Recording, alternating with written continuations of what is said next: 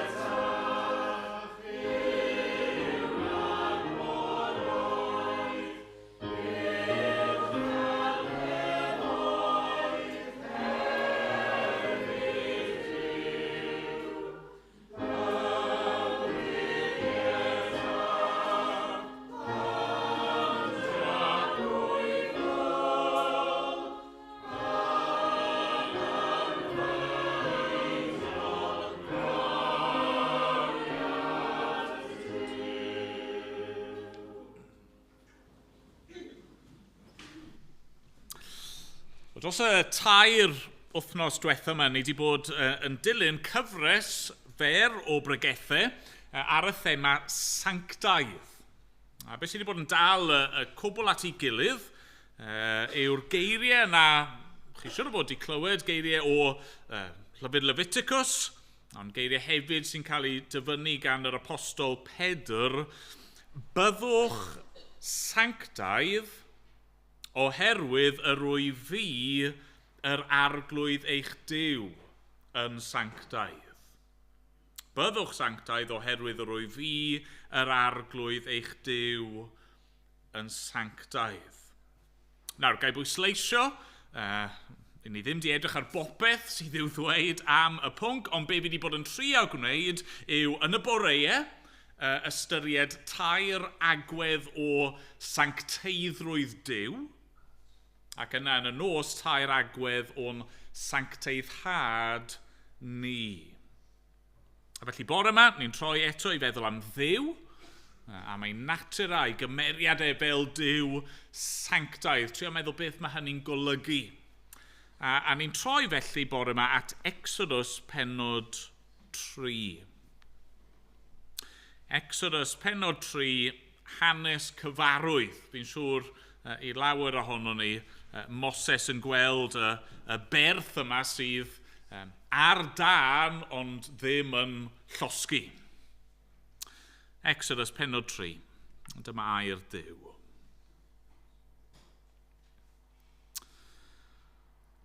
Yr oedd Moses yn bugeilio defaid ei dad yng nghyfraith Jethro o ffeiriad Midian. Ac wrth iddo arwain y praidd ar hyd cyrion yr anialwch, daeth i Horeb, mynydd Duw.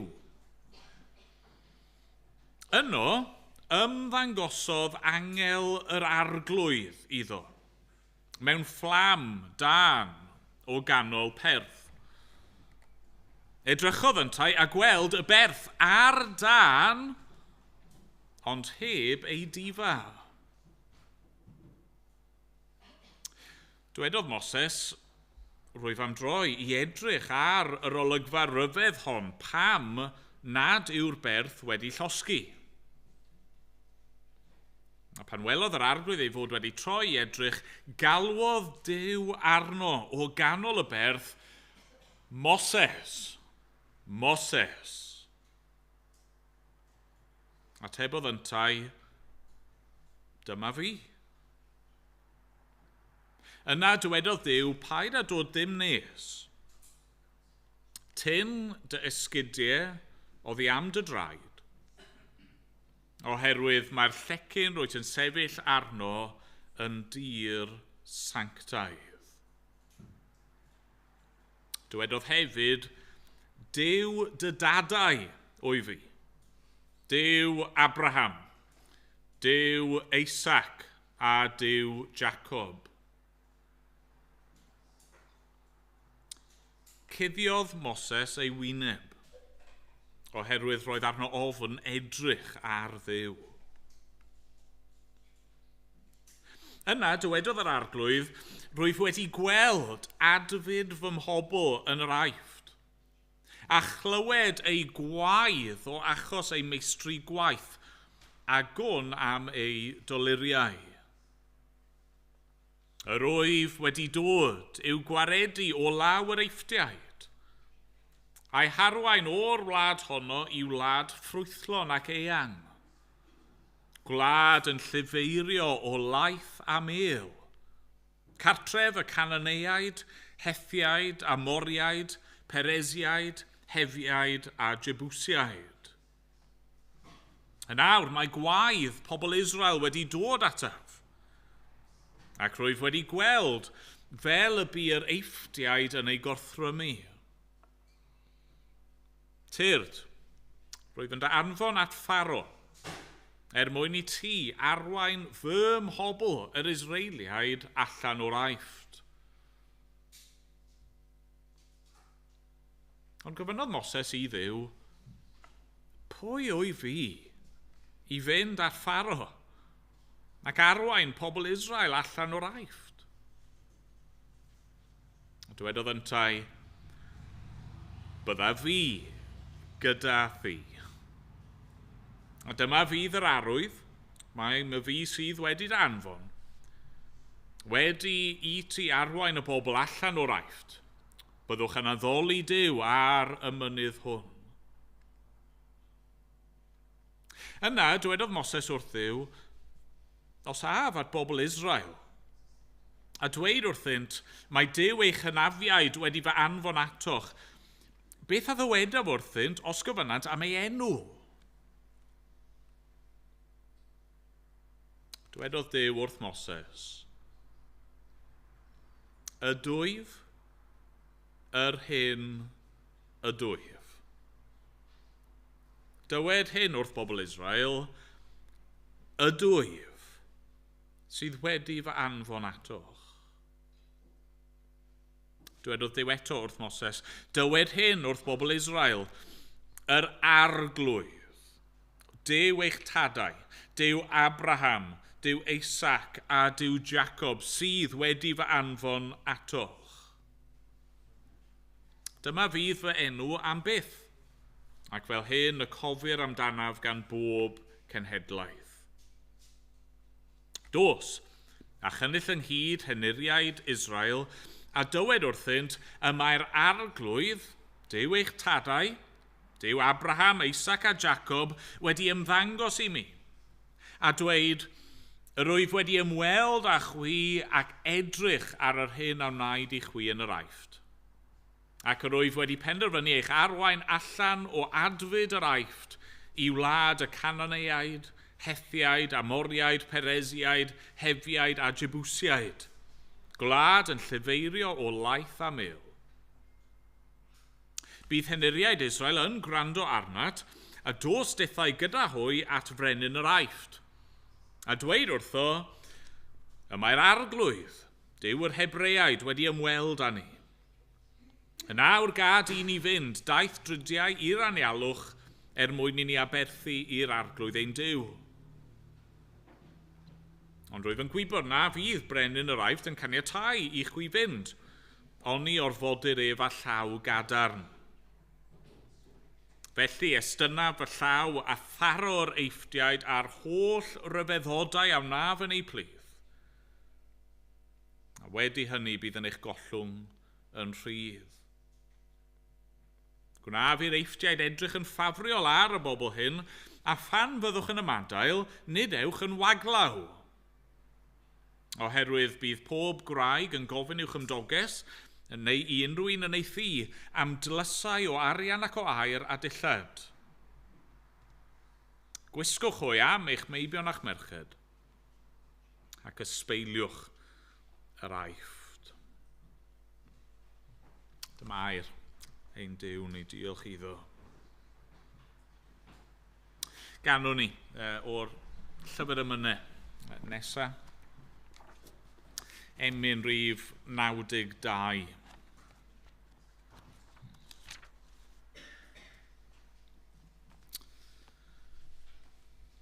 Cyn llunio'r byd, cyn lledu'r nefoedd wen, cyn gosod hael na lloer na ser i'ch ben, fe drefnwyd ffordd yng nghyngor tri yn un, I achub gwael, golledig eog ddyn.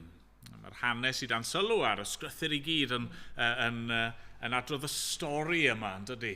Sut mae'r cynllun Duw I achub yn cael ei weithio allan yn hanes y byd. Wel, nawn ni sefyll I ganu dy'n gilydd.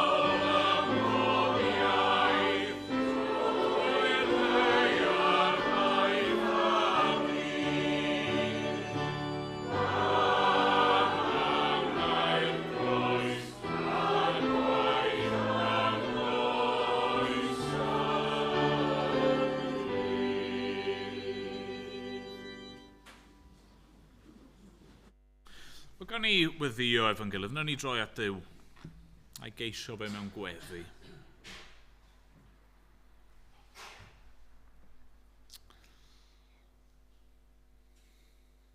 O arglwydd ein Duw. Unwaith eto wrth i ni ddod ata ti,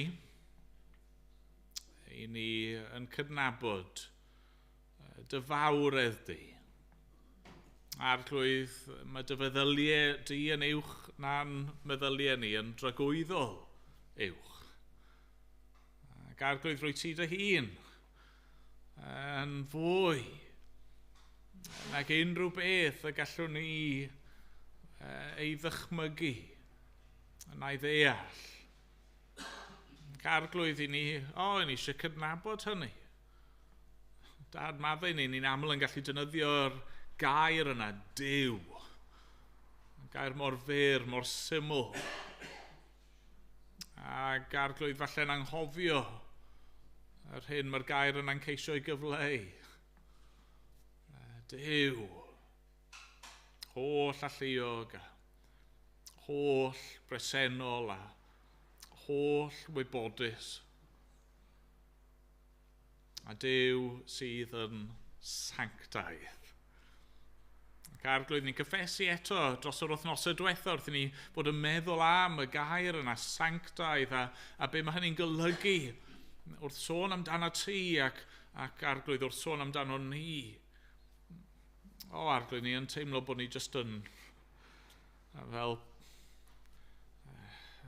yn ymbalfalu, yn trial ffeindio'n ffordd, ond arglwydd fod yna gymaint fwy i'w weld a gymaint fwy y gellir i ddweud. Dad, i ni'n ymostwng felly, ger dy fron di, i ni'n teimlo fel Moses fan hyn, a fel nathon ni weld Eseia o'r blaen yn cuddio'n gwyneb ac yn taflu'n hunan i lawr o'th flaen di. Ond Dad, ni'n diolch i ti mor fawr wyt ti. Ac bod ni ddim yn gallu dy ddeall di yn llawn, arglwydd, i ni'n diolch dy bod ti wedi datguddio dy hun i ni. A ti wedi dweud pethau wrtho ni amdano ti dy hun. Ti wedi dangos nhw i ni. Yn y fath bodd bod ni yn gallu gwybod pethau amdano ti. Pethau gwir amdano ti. Ni'n gallu dynabod ti, mewn gwirionedd. Ac arglwydd, ni'n diolch am rai o'r pethau ni wedi canu yn barod, a rai o'r pethau ni wedi darllen yn dair di yn barod sydd yn wir amdano ti. Dy fod ti yn Dduw cariad. Dy fod ti yn Dduw byw. Dy fod ti yn Dduw sydd cyn llunio'r byd wedi trefnu ffordd i'n hachub ni. Ac arglwydd, ni'n gofyn nawr wrth i ni droi eto at air di, wrth i ni feddwl am yr hanes yma, a be nath Moses weld a'i glywed ohono ti. Ac arglwydd wrth i ni feddwl am hynny yng ngoleuni'r Beibl i gyd a popeth arall rwy ti wedi datguddio, ni'n gofyn i di'n helpu ni. Arglwydd, ni'n gofyn i ti agor ein llyged a ymestyn ein meddyliau ni a cynhesu ein calonau ni. Ni eisiau dynabod i'n well, arglwydd, ond ni eisiau dy garu di yn fwy. Arglwydd, helpa ni wneud hynny. Helpa ni o'r iengaf yma i'r hynaf. Arglwydd, ni'n dod ato ti yn bobl anghennus bob un ohono ni. Mewn gwahanol ffyrdd efallai yn siarad yn ddynol, ac eto arglwydd yr angen penna sydd gen ni gyd yw i brofi mwy ohono ti, y Duw sanctaidd. A diolch i ti bod ni yn gallu dod ato ti y bore yma, yn gallu dynabod di a dy addoli di a dy garu di a gwybod y bod ti yn ein derbyn ni. Oherwydd fod yr arglwydd Iesu Grist wedi dod i farw yn ein lle, Ac am ei fod y bore yma'n fyw. Ac am ei fod yn gwahodd ni i ddod. Arglwydd i ni eisiau gweddio y bore yma dros blant yr eglwys. Ac arglwydd, yn meddwl yn arbennig am y plant hynny fuodd ar wersylloedd yn yr wythnos diwetha. Dad, ni'n gweddio, bydd yr hyn maen nhw wedi i glywed, yr had yna sydd wedi cael ei hau yn ei bywydau nhw. Arglwydd, gad i ni weld hynny yn dwy'n ffrwyth. Arglwydd yn yr dyddiau, a'r wythnosau, a'r misoedd nesaf yma, gad i ni weld newid yn ei bywydau nhw. A bod rhai efallai o ddim eto'n dynabod i yn amlwg wedi dod i ffydd a wedi cael ei haeleni a wedi derbyn bywyd yn o ti. Dad, ni'n gweddio am y rhai oedd falle'n barod yn proffesu ffydd a byddwn ni'n gweld nhw yn tyfu, yn fwy tebyg i'r arglwydd Iesu Grist. Dad, ni'n gweddio dros plant iau sydd yn ein gofal ni fel eglwys ac yn gofyn arno ti i fod yn agos at nhw hefyd. A bydde y cyfnod yma o wyliau, cyfnod yma i ffwrdd o'r ysgol a dylanwad sydd gallu bod yn ddigon amheus ar adegau. Arglwydd, y bydd y cyfnod yma ni'n lle rwy ti yn gweithio yn ei bywydau bach nhw. Ac arglwydd, wrth i ni feddwl ymlaen nawr i'r wythnos sydd o'n blaenau ni, a arglwydd yn gwybod bydd llawer yn mynd i Aberystwyth ac i'r gynhadledd yno, ni'n gweddio dyfendydd di ar pob un bydd yn cymryd ran. Arglwydd, pob un bydd yn esbonio da i'r di. A ni'n gweddio y bydd yna fendydd, y bydd yna eneiniad, y bydd y rhai sydd yno, a'r rhai sydd yn ymuno dros y we. Arglwydd, ni'n gweddio, bydd yna fendydd. Arglwydd, bendithiau'n gwlad, trig ar hawrth ein gwlad. Ni'n meddwl am yr Israeliad fan hyn yn eu ceithiwyd nhw. Mewn sefyllfa tywyll, caled. Ond dyma nhw'n galw allan ar y ti a nes di ymweld â nhw. Ac arglwydd, ni'n gwybod bod ti'n gallu gwneud hynny eto, ni'n galw arno ti. A wneud di ymweld a'n gwlad ni.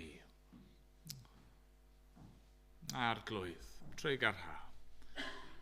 Ni'n dod ato ti y bore yma, arglwydd yn gofyn, am ryw ymwybyddiaeth, ryw ymdeimlad o dy bresenoldeb di. Dad, clywyn gweddi am bod ni'n gofyn yn enw yr arglwydd Iesu. Amen. Amen.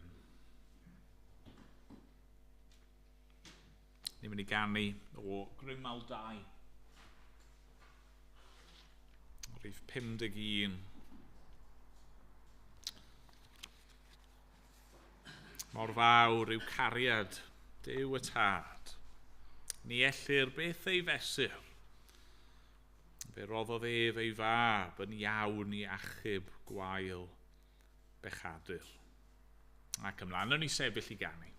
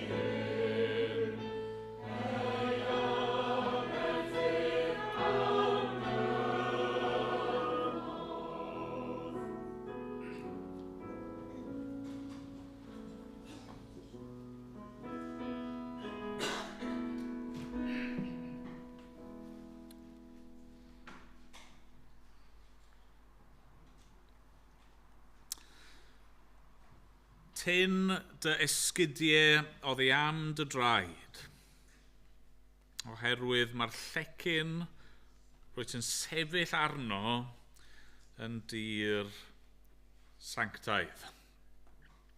Troedian ofalus, medde Duw wrth Moses. Ti'n dod i bresenoldeb un sanctaidd, tyn dy esgidiau. Gallwn ni wedi dweud yr un peth yn gallwn ni dros yr wythnosau diwetha yma wrth i ni fod yn ystyried y pwnc mawr, y pwnc enfawr yma o sancteiddrwydd Duw. Nawr bydd y rai pobl, pe bai nhw'n paratoi cyfres fel i fi wedi gwneud, bydden nhw wedi troi at Exodus 3 yn gyntaf, efallai.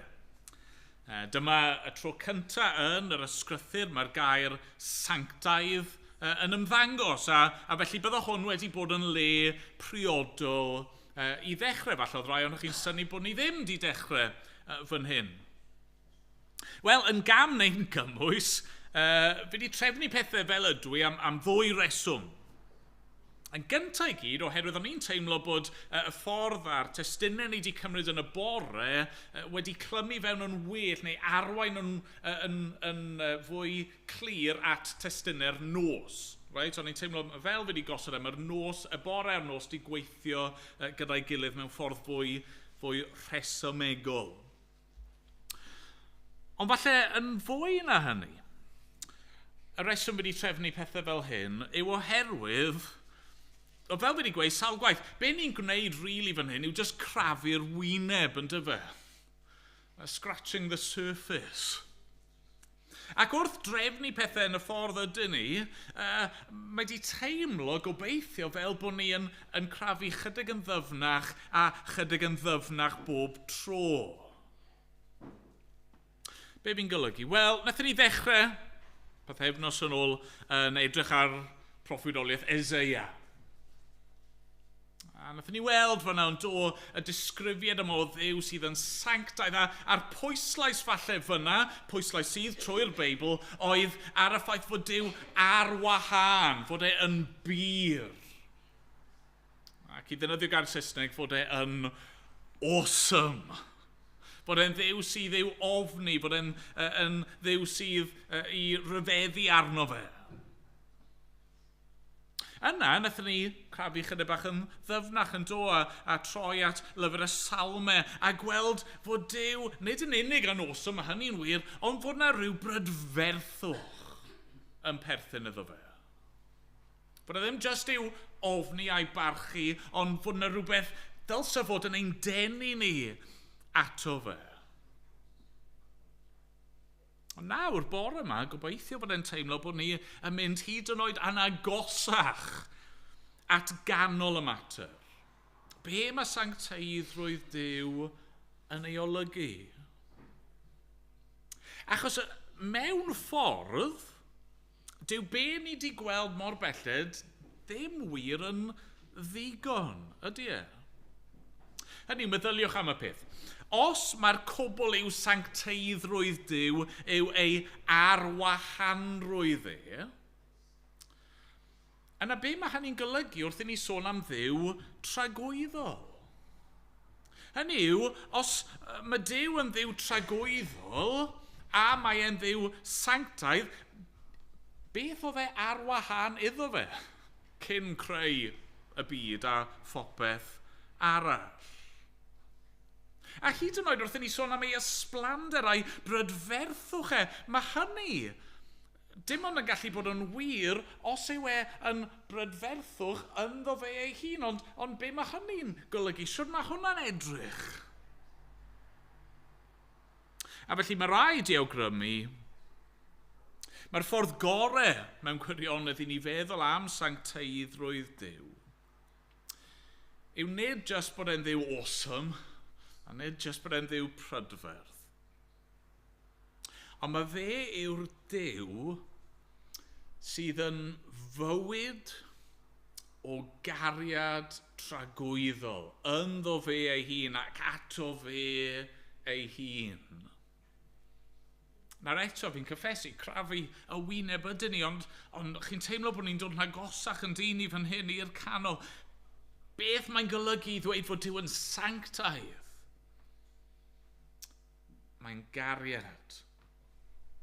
Prydferth, pur, tragwyddol, ynddo fe ei hun. Ac yn ei gariad, mae'n rhannu ei hun gyda ni. Byddwch sanctaidd oherwydd rwy fi, yr arglwydd eich Duw, yn sanctaidd. Felly, be fi'n gobeithio nhw'n ni weld y bore yma, wrth droi at Exodus 3 yw fod sancteiddrwydd Duw ynghlwm ar ffaith ei fod yn dduw byw, ac yn dduw cariad. Mae'r sancteiddrwydd yn dangos ei hun yn y ffaith fod e'n dduw cyfamod. Na ni ddechrau te. Y Duw byw. Y Duw byw. A nes i gyffwrdd ar hyn yn y bregaeth gyntaf. Dyma sut un yw Duw ynddo fe ei hun. Mae e'n fywyd ynddo fe ei hun. Hynny yw, dyw e ddim yn dod yn sanctaidd. Yn yr un ffordd, dyw e ddim yn dod i fodolaeth. Mae sancteiddrwydd Duw yn rhywbeth sydd yn perthyn iddo fe, ohono fe ei hun. A ni'n gweld hynny mewn sawl man yn Exodus 3. Gyntaf i gyd, mae dyn ni'r weledigaeth yma mae Moses yn cael o'r berth. Na i ddarllen eto ar nodau 2 a 3. Ymddangosodd angel yr arglwydd iddo mewn fflam dan o ganol perth. Edrychodd yntau a gweld y berth ar dan ond heb ei difa. Hynny yw tân tragwyddol, tân ddiddiwedd. Mae'r berth yma sydd ar dan ond ddim yn llosgi, mae e fod i ddenu sylw Moses a'n sylw ni, ond mae e hefyd yn dangos rhywbeth i Moses o pwy yw e. Sa'n gwybod chi'n hoffi gwneud tân, falle byddwch chi tân agored neu wood burner yn y tŷ. Os oes yna byddwch chi yn gwybod fod e'n bwysig cael tanwydd da. Okay? Chi eisiau pren neu tanwydd sydd yn mynd i losgi yn dda ac yn gynnes ac yn hir. Okay? A be newch chi ddod i sylweddoli yw, yn aml iawn, mae'r pren sydd yn tyfu'n gyflym, y softwood, maen nhw'n llosgi mas yn gyflym iawn. Y prennau sy'n cymryd sbel hir i dyfu, y prennau caled, nhw yw'r rai gorau. Pam? Achos mae yna fwy o fywyd ynddyn nhw. Mae yna fwy o egni ynddyn nhw. I'w ryddhau. Ond wrth gwrs, mae hyd yn oed y pren caleta, ar ôl ychydig bach, yn llosgi mas. Pan mae Duw fan hyn yn ymddangos fel fflam, fel tân, ond sydd byth fel petai yn llosgi allan, mae'n dangos i ni pwy yw e, fod e yn fywyd ynddo fe ei hun. Nawr y gair diwynyddol, os chi eisiau'r gair posh am hwn, yn Saesneg yw aseity. Right? Nes i edrych lan yn Gymraeg, aseyddiaeth. Right? Mae rai yn hoffi darllen llyfrau diwynyddol, bydd hwn yn impreso pobl os chi'n gwybod hynna. Aseity, ond y cwbl mae'n golygu yw hyn, fod Duw ar wahân ac yn wahanol i ni. Pam? Wel, achos fod e'n bodoli ynddo fe ei hun. Yn annibynnol ar bob dim arall. Mae popeth arall sydd mewn bod, chydig bach fel Domino's. Be fi'n golygu? Fi ddim yn sôn am y siop pizza, okay? Domino's, chymod y petriale bach yna, chi'n gallu chwarae gyda nhw, a wrth gwrs beth chi'n gallu gwneud hefyd yw gosod nhw lan mewn rhes, un ar ôl y llall, a chi'n taro nhw, a mae un yn bwrw'r nesa ac ymlaen ac ymlaen. A fel na, mae popeth sy'n mewn bodolaeth. Ni gyd yma am reswm. Hynny yw chi yma, oherwydd bod chi wedi cael eich geni, i'ch rieni chi. Right? Ni yn yr adeilad yma bore yma, achos bod rhywun wedi mynd ati gyda brics a pren i roi'r adeilad at ei gilydd. Mae wedi dod o rywle. A hyd yn oed yr deunyddiau, oedd y pren yma di tyfu ar ryw bwynt o hedyn.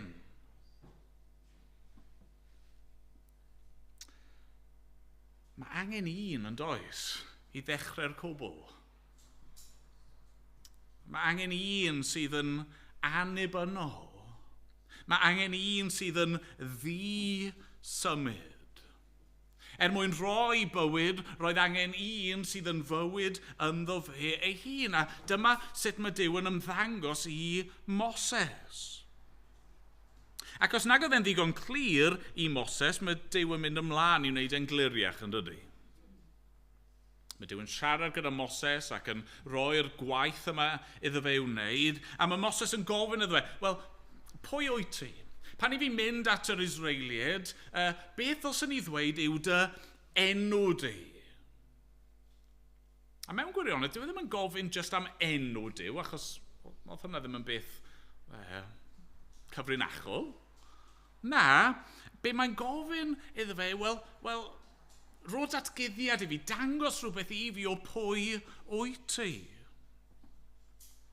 A felly mae dyna'r geiriau ryfeddol yma'n does, adnod 14. Dywedodd Duw wrth Moses, ydwyf yr hyn ydwyf. Dywed hyn wrth bobl Israel, ydwyf sydd wedi fy anfon atoch. Oedd yr Israeliad yn gyfarwydd gyda enw Duw. Yahweh, neu Jehovah, dibynnu siwr i chi yn trefnu pethau. Ond nhw wedi clywed yr enw yna o'r blaen, Yahweh. Mewn ffordd, oedd Duw hyd yma ddim di esbonio ystyr yr enw. Fan hyn mae'n dweud wrth Moses, dywed wrth yr Israeliad, dyma pwy ydw i, dyma be mae'n golygu mai fi yw Yahweh, ydwyf yr hyn ydwyf.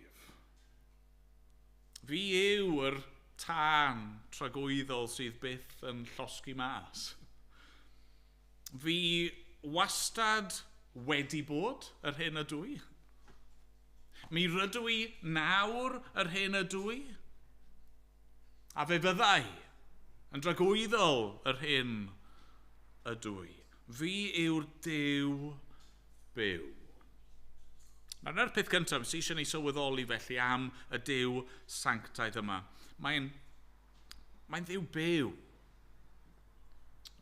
Mae'n unigryw yn hyn o beth. Mae popeth arall yn ddibynnol ar Dduw. Mae popeth arall o dan awdurdod Duw oherwydd mae popeth arall yn deillio ohono fe. A felly yr ymateb cywir, ymateb Moses fan hyn yw cuddio'n gwyneb oddi wrtho ac ymostwng wrth ei draed. Ond mae hynny hefyd yn golygu, mae fe yw'r unig un i ni gallu dibynnu arno fe. Does yna nyn lle arall ni'n gallu troi i gael bywyd. Does yna nyn lle arall i ni'n gallu pwyso arno fe. Mae popeth arall fel domino. Ond fe yw'r un ddi-sigl, di-symud. Yn drawiadol, os allai ddarllen. Llyfr cyntaf. Samuel, penod 1. 1 Samuel, penod 2, mae'n ddrwg dy fi. Ac adnod 2. Mae Hannah, chi'n cofio mam Samuel, mae Hannah yn gweddio. Ac yn diolch i Dduw am ateb ei gweddi hi. A mae'n dweud y peth trawiadol yma, dydy, mae hi di deall y peth. 1 Samuel 2:2. Nid oes sanct fel yr arglwydd. Yn wir, nid oes neb heblaw tydi, ac nid oes craig fel ein Duw ni. Snyn lle arall ni'n gallu troi. Sneb arall ni'n gallu dibynnu na pwyso arno fe, achos sneb arall sy'n fywyd ynddo fe ei hun. Ond pa fath o fywyd yw eto? Wel, dyma ni'n dod at yr ail bwynt, sef bod e'n dduw cariad. Duw cariad. Nawr, os yw Duw yn fywyd ynddo fe ei hun, yr unig ffordd i ni yn gallu gwybod unrhyw beth amdano fe yw os mae'n datguddio hynny. A diolch iddo fe, mae yn gwneud hynny. Mae'n datguddio ei hun i ni'n ara deg mewn camau bach, a fel fi wedi gweud yn barod, dyna yw stori y Beibl. Dwi ddim i gyd yn glir o'r dechrau, mae'n dangos mwy a mwy ohono fe ei hun. Ond mae dyn ni ryw hint pellach yn does o pwy yw e yn adnod 2. Felly Exodus 3, adnod 2. Yno, ymddangosodd angel yr arglwydd iddo mewn fflam dan o ganol perth. Ond yna, adnod 4, pan welodd yr arglwydd ei fod wedi troi edrych, galwodd Duw arno o ganol y berth. Nid yma'r tro cyntaf i hyn ddigwydd, fi'n derbyn, ond wrth i chi ddarllen trwy llyfr Genesis a trwy'r Hen Testament, ni'n clywed weithiau am angel yr arglwydd. A mae'r angel yma yn gymeriad ddigon rhyfedd. Achos ar y naill llaw, mae fel petai'n cael ei wahanu neu wahaniaethu o Dduw, fe yw angel yr arglwydd. Ac eto ar yr un pryd, Duw ei hun sydd yn amlwg yn siarad a sydd yn bresennol. Nawr beth sy'n digwydd fan hyn, beth sy'n mynd mlaen? Wel, y gwir yw, bydd arwyddocad llawn hyn ddim yn dod tan i ni gyrraedd tudalenau'r Testament Newydd. Ond dim ond un arall, mae'r disgrifiad yna yn wir amdano. Dim ond un arall sydd fel petai'n cael ei wahaniaethu o Dduw, ond sydd hefyd yn Dduw, sef yr arglwydd Iesu Grist. A felly, fi'n cyfadde mae'n aneglur, beth sydd gyda ni fan hyn yw hint bach o rhywbeth sydd yn gynyddol yn dod yn glir, sef fod Duw yn drindod. Fod Duw yn un Duw, mewn 3 pherson, yn dad, mab ac ysbryd glân, a felly fod y bywyd yma, y bywyd tragwyddol yma sydd o fewn Duw ei hun yn fywyd o gariad. Yr unig ffordd gallwn ni ddweud fod Duw yn gariad ynddo fe ei hun yw os yw e yn un Duw ond mewn 3 pherson. Y 3 yn gwbl unedig ac ar yr un pryd yn gogoneddu ei gilydd ac yn ymhyfrydu yn ei gilydd a nid 2 berson mewn cariad hunanol ond 3 pherson yn rhannu yng nghariad ei gilydd. Nag yw'n teimlo bod ni'n dod fan hyn at ganol y mater. Beth yw sancteiddrwydd Duw? Wel, y cariad yna. Y cariad pur, tanllyd yna sydd gan Dduw ato fe ei hun, ynddo fe ei hun. Nawr, fel wedes i, dyw hyn ddim yn dod yn glir i ni tan tudalenau'r Testament Newydd. A tan bod ni'n gweld Duw ei hun yn dod yn y cnawd. A Duw y mab yn dod yn ddyn. Dyw ddim yn dod yn glir i ni ydy nes bod ni'n gweld Iesu. Yr un yna sydd yn cymryd yr enw, y dwyf, iddo fe ei hun, my fi yw. Dwi ddim yn dod yn glir nes bod ni'n gweld Iesu yn dweud wrth ei ddisgyblion fod y rhai sydd wedi ei weld wedi gweld y tad. Dwi ddim yn dod yn glir nes i ni weld enghraifft Iesu yn gweddio ac yn codi ei lyged at yr un mae'n galw yn dad sanctaidd. Ac yn y weddi yna, ni'n cael rhyw gip olwg o'r cariad tragwyddol. Mae Dduw yn Dduw byw, a natur ei fywyd yw cariad. Nawr, pan ni wedi deall rhywbeth o hynny, mae'n helpu ni ddeall pam fod Duw mor benderfynol o warchod ei ogoniant ei hun, a'i enw ei hun, pam fod e mor selog dros ei enw mawr, pam bod Duw yn casau pechod cymaint.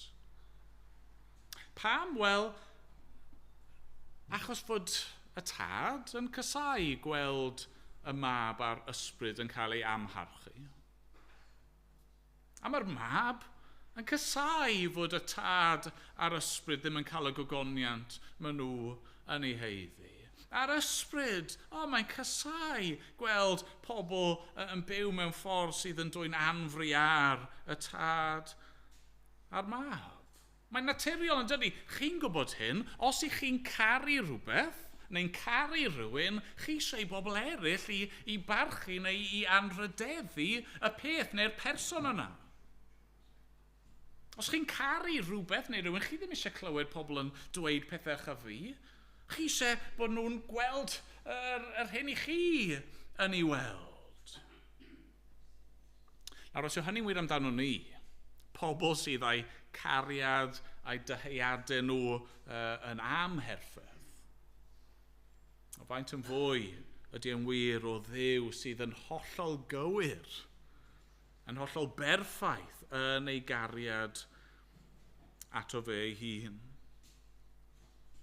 Mae Duw yn sanctaidd. Mae'n sanctaidd yn ei fywyd, mae'n sanctaidd yn ei gariad, a felly pan mae'r Duw sanctaidd yma yn gweld gwrthryfel pobl, pan mae'n gweld ein pechod ni, yr hyn sy'n gorfod digwydd, fel gyda unrhyw tân, yw naill ai dinistrio neu puro. Mae pobl pechadurus, pobl aflan, naill ai yn mynd i wynebu dinistr ym mhresenoldeb Duw, neu yn mynd i gael ei puro a'i gwneud yn dderbyniol iddo fe. Fan hyn felly ni'n dod i'r pwynt ola. Mae'r Dduw byw, y Duw cariad yma, hefyd yn Dduw cyfamod. Cyfamod. Chi'n gweld fod Duw yn hollol gyflawn. Fod Duw yn hollol fodlon ynddo fe ei hun. Be mae'r Beibl yn dweud wrthyn ni yw fod yr bywyd yna a'r cariad yna fel petai yn gorlifo ohono fe. Nawr, wnaethon ni weld ychydig o hyn wythnos diwetha, ond wnaethon ni weld bod sancteiddrwydd Duw yn fel petai'n arwain ato fe yn creu ac yn achub ac yn barnu. Ond reit yng nghanol y pethau hyn, reit yng nghanol ymwneud Duw gyda pobl, mae'n air pwysig sef cyfamod. Cyfamod. Y ffordd mae'r Duw byw, y Duw cariad yma yn gweithredu yw trwy cyfamod, trwy wneud cytundeb sanctaidd. Nawr fi'n ymwybodol, mae'r gair yma cyfamod a popeth sydd yn chlwm a'r term yn bwnc enfawr ynddo fe ei hun, okay? A felly, crafu'r wyneb ni'n mynd i wneud, just am ychydig funudau. Okay? Mae Duw yn Dduw cyfamod. Nawr, wrth gwrs, y cyfamod cyntaf mae Duw yn gwneud yw cyfamod gyda fe ei hun. Yn rhagwyddoldeb, cyn llunio'r byd a lleddu'r nefoedd wen, mae Duw yn dad, mab ac ysbryd glân, Duw sydd yn fywyd, Duw sydd yn gariad, Duw sydd yn ddigon ac yn fodlon ynddo fe ei hun. Mae'r Duw yma yn gwneud cyfamod. Cyfamod i achub pobl sydd ddim wedi ei creu eto. Pobl mae Duw yn gwybod fydd yn gwrthryfela yn ei erbyn e, fydd yn syrthio ei bechod ac fydd angen ei hachub. A mae'r cyfamod yna yn cael ei wneud fod y tad yn mynd i anfon y mab yn nerth yr ysbryd glân. A mae'r tad yn mynd i roi ei fab fel aberth. A mae'r mab yn mynd i gyflwyno ei hun fel aberth. A mae'r ysbryd yn mynd i nerthu'r mab ac yn mynd i gymhwyso yr aberth yna i bobl fel chi a fi. Felly mae'n ddiw cyfamod ynddo fe ei hun, ond fan hyn yn Exodus 3, ni'n cael ein cyflwyno gyda'r Duw sy'n gwneud cyfamod gyda'i bobl. Falle nath y taro chi. Dro ar ôl tro, wrth i ni ddarllen, ni'n cael ein atgoffa. Pwy yw e? Pwy yw'r arglwydd? Pwy yw Iachwe? Pwy yw'r ydwyf yma? O fe yw Duw Abraham, Isaac a Jacob. Ni'n cael yn atgoffa dro ar ôl tro fan hyn fod Duw wedi gwneud cyfamod, ond do? Roedd e wedi gwneud cytundeb, wedi gwneud addewid i Abraham. Yr addewid yna, y bydde fe yn bendithio ac yn dod â bendith trwy un o had neu un o ddisgynyddion Abraham. Falle bod chi'n cofio pan mae Duw yn gwneud hynny wrth gwrs ac yn ymddangos i Abraham ac yn gwneud cyfamod gyda fe. Beth yw'r arwydd? Tan. Tan. Duw yn llosgi fyno eto. Nawr wrth gwrs ar y pwynt yma mae blynyddoedd hir wedi pasio. Llawer o'r Israeliad i bob pwrpas wedi anghofio amdano fe. Ond dwi ddim wedi anghofio amdano nhw. Tysyn ni wedi darllen o ddiwedd penod 2. Byddwn ni wedi darllen hyn, penod 2 adnod 23. Yn ystod yr amser maith hwn bu farw brenin yr Aifft. Roedd pobl Israel yn dal i ryddfan oherwydd eu caethiwed ac yn gweiddi am gymorth. A daeth ei gwaedd o achos ei caethiwed at Dduw. Clywodd Duw ei cwynfan a chofiodd ei gyfamod ag Abraham, Isaac a Jacob. Edrychodd ar bobl Israel ac ystyriodd ei cyflwr. Mae Duw yn cofio amdano nhw. A ni'n clywed fan hyn, mae'n dweud wrth Moses, fi wedi dod i lawr. Fi wedi dod i lawr, fyddai gyda ti, fyddai gyda nhw, fi'n mynd i'ch hachub chi. Fi'n mynd i ddod â chi allan o'ch caethiwed. Fi'n mynd i ddod â chi eich gwlad eich hun, gwlad llawn bendith. A dyna sy'n digwydd wrth i chi ddarllen ymlaen. Mae Moses yn llwyddo, yn arwain y bobl. Maen nhw'n cyrraedd Horeb fan hyn, neu Sinai, ac a mae Duw fyna yn ail sefydlu ei gyfamod. Mae'n rhoi cyfraith iddyn nhw. Yn Leviticus ni'n darllen rhan o'r gyfraith yna. Byddwch sanctaidd, oherwydd rwy fi yr arglwydd eich Duw yn sanctaidd. Ac wrth gwrs, mae'r bobl yn methu. Pan ni'n darllen ymlaen, dyna'r stori yn dyfa. Mae'r bobl yn torri'r gyfraith. Maen nhw'n torri y cyfamod. Yn wir, maen nhw'n torri'r gyfraith ar y dydd mae'n cael ei rhoi iddyn nhw. A gallech chi feddwl bod dyna ddiwedd y stori te, yn dyfa? Sut mae'r Duw sanctaidd yma yn gallu bod gyda'r phobl sydd yn torri ei gyfraith a'i gyfamod. Sut mae'n gallu bod mewn perthynas gyda'r phobl aflan. Wel, unwaith eto, mae'r ateb yn dod i ni yn dydy pan mae Duw unwaith eto yn dod lawr a'r tro yma ym mherson Iesu Grist. A'r tro yma yn sefydlu cyfamod newydd trwy ei waed. Mae Iesu'n dweud fod wedi dod yn dydy i ddelio gyda'n pechod ac i glirio ein haflendyd unwaith ac am byth. Mae Iesu wedi dod mwyn ein gwneud ni yn sanctaidd. A felly mewn ffordd, oedd rhaid gorffen bore yma'n doedd wrth ddod o'r berth at y groes. Achos ar y groes, beth ni'n gweld? Wel, fyna ni'n gweld sancteiddrwydd Duw yn dyfa. Ar y groes, i ni'n gweld yr un sydd yn fywyd tragwyddol ynddo fe ei hun, a be mae'n gwneud? Mae'n marw.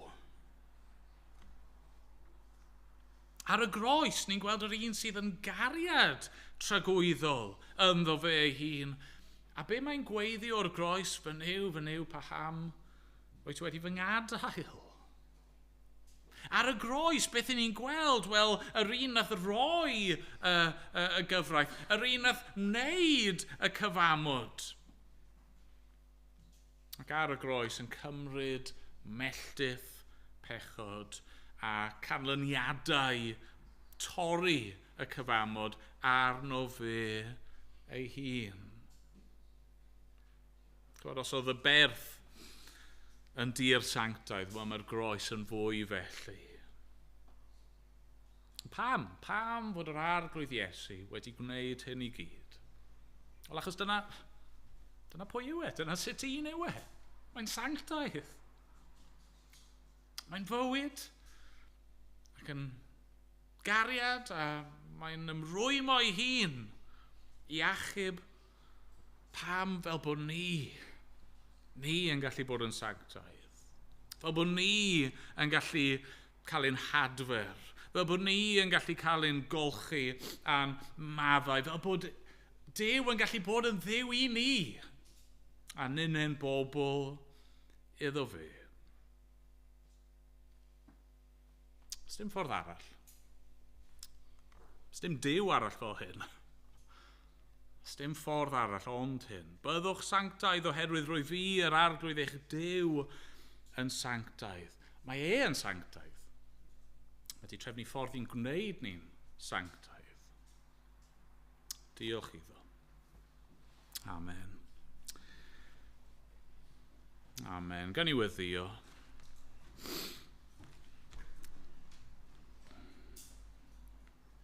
Arglwydd unwaith eto i ni yn cydnabod pwy sy'n ddigonol i'r pethau hyn. Dydyn ni ddim arglwydd. Ni'n gofyn ei di'n helpu ni arglwydd cymer, unrhyw beth sydd wedi cael ei glywed dros yr wythnosau diwetha yma, unrhyw beth sydd yn dda a sydd yn wir a sydd ohono ti, ac arglwydd nid i gwasgu'r pethau hyn ar ein calonna ni. Arglwydd gweithio yno ni. Da, diolch am dy sancteiddrwydd di. Diolch dy bod ti'n rannu dy hun gyda ni. Ac yn ein gwneud ni'n sanctaidd. Arglwydd helpa pob un ohono ni y bore yma i ymateb, i dy air di, i dy wahoddiad di, ac i dy sancteiddrwydd di. A bod ni'n gofyn hyn yn enw ac yn heiddiant yr arglwydd Iesu. Amen. Amen.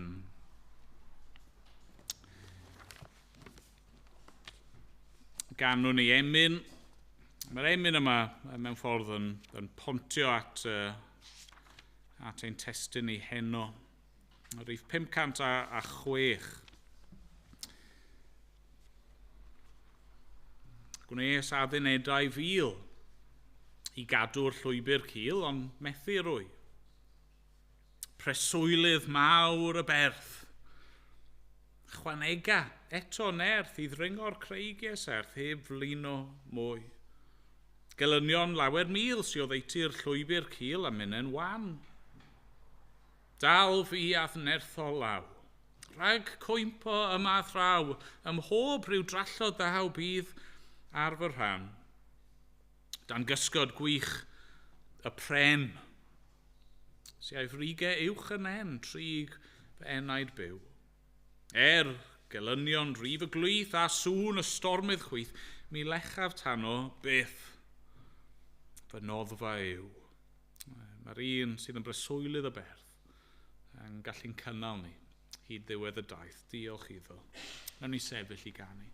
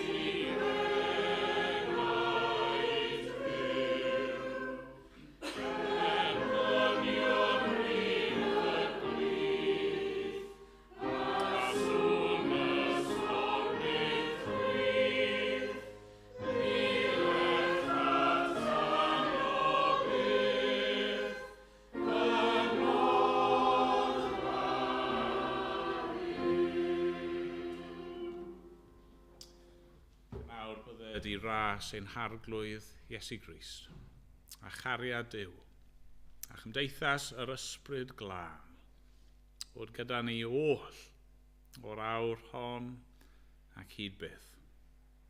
Amen.